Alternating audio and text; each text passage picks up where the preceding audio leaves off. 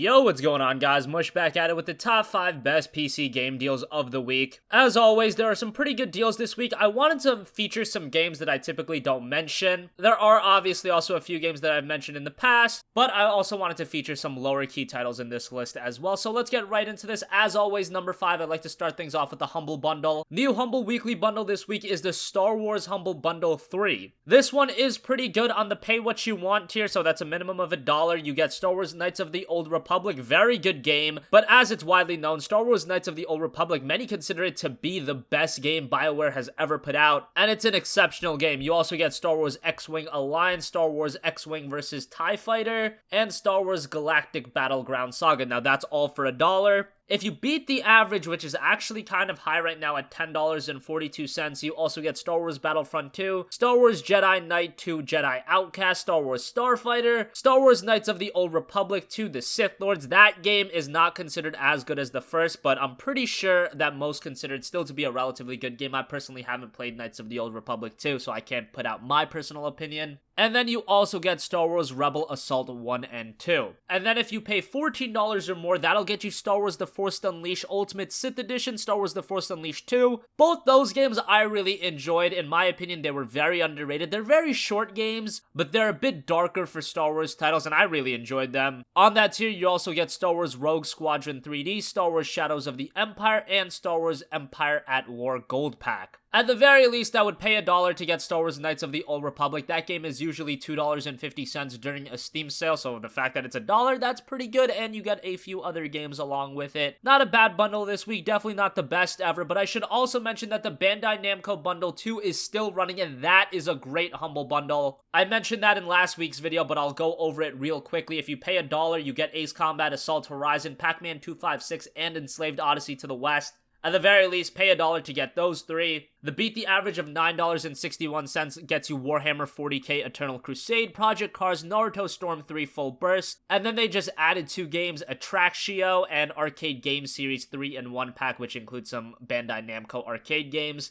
And then the $15 or more tier gets you Tales of Zestiria, a pretty good JRPG, and the Project Cars On Demand pack, which includes 12 pieces of DLC. Moving on to number 4, Steam has got Risk of Rain 75% off, down to $2.50. I have Risk of Rain. I haven't played too much of it, but I have a few friends that absolutely swore by this game. They played it hours on end. It was an indie game that released back in November of 2013. It's an action platformer with roguelike elements. A really good game to play with a few friends, and as far as the Steam reviews go, recently it's very positive at 90%, and overall it's very positive at 94%. That's very high. And I should also mention, if you want to split the cost with a few friends, you can get the Risk of Rain 4-pack 75% off for $7.50, so you get 4 copies of the game for the price of 3. Pretty good if you have a few friends that want the game as well. Also on Steam, Cities Skylines, the deluxe edition is 75% off, down to $10. Now you might be wondering, can I just get the base game of Cities Skylines? Well, you can, but it's actually more expensive than the deluxe edition. The base game is $10.19, while the deluxe edition is $9.99, $10. Don't know why that is. Guess they just want to get the full $10 out of you. I do know that City Skylines, the base game during the last Steam sale, the winter sale or whatever, it was 75% off and it was for $7.50, so they did actually bump that up. That's a little unfortunate, but hey, City Skylines is a great game, and for $10 for the deluxe edition, it's still well worth a pickup. This is a game that you can sink a lot of time into, building cities and whatnot. These games aren't really my cup of tea, but I did play City Skylines for a few hours, and I could appreciate the mechanics that it had, and it has a great modding scene. So if you're into that, like I said, you can sink hours upon hours into these games. They're just not my cup of tea, but I know a lot of people enjoy them. And yeah, for $10, you're gonna get a lot of content out of City Skylines. The final 2 deals you can find over on Bundle Stars. First of all, Killer is Dead, the Nightmare Edition, is 85% off, down to a measly $3. Now, this is an action game that was designed by Suda51. He was also responsible for No More Heroes and Shadows of the Damned, I believe, 2 games that didn't make their way over to PC yet, unfortunately. But also 2 very zany, off-the-wall, stylish action games, and you can expect the same from Killer is Dead. It's got a really cool art style, and the game isn't perfect, but considering it's only $3, I would definitely say pick this up if you're into hack-and-slash action games. I think it's one that you'll enjoy, given the price that you're paying, and it is a very easy game to run. So yeah, check it out, and it is a game that I think a lot of people missed out on. It just came out quietly on Steam back in, I believe, like 2014 or 2013, and a lot of people have forgotten forgotten about it, but for $3, I definitely think it's an action game people should check out. Finally, also on Bundle Stars, this is one that's been on sale several times, but how could I not mention the Metro Redux Redo Bundle for $6? This gets you Metro 2033 and Metro Last Light, two exceptional single-player first-person shooters. Yes, they're single-player only. There's no multiplayer component to Metro, but the single players are absolutely outstanding. They're quality 8 to 12 hour experiences that are very atmospheric. You really get absorbed into the world of Metro. They've got great gameplay, and if you've got a PC to run it, they look very, very good. I personally did not complete Metro 2033. I did play like halfway through. Metro Last Light, I beat that game twice, and I just think it's an exceptional first-person shooter. One of the best single-player FPS campaigns ever, to be quite honest. I know the competition isn't really high for that category, but just trust me, Metro Last Light is a fantastic game. And what I played of Metro 2033, I really enjoyed, and to get both games for $6, that's an absolute steal, and I think these games are must-own for PC gamers if you do have a quality PC that can run these games to their max potential. So that's gonna wrap up this video, guys. As always, thanks for watching. If you have a request for a future video, you can leave it in the comments section down below, and I will catch you guys in the next one. Peace out.